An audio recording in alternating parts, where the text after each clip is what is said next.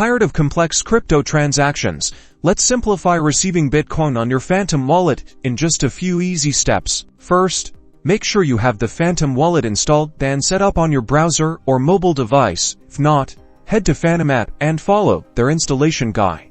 Open your Phantom wallet, and if you have multiple wallets, select the one you wish to receive Bitcoin in. This is important to ensure your Bitcoin arrives at the correct destination. Look for the Bitcoin icon in your wallet's asset list. Once you've located it, click on the Receive button right next to it. A screen will pop up displaying your unique Bitcoin receiving address. You can either copy the address by clicking the copy icon or use the QR code for a quick scan with a mobile device. Now, share this address with the person or platform sending you Bitcoin. Double check that the address is correct before they initiate the transfer. A small mistake can lead to irreversible loss. Once the sender confirms the transaction, it will take a few minutes for the Bitcoin network to process it. You'll see a notification in your Phantom wallet once the transaction is confirmed and your Bitcoin balance updates. And that's it.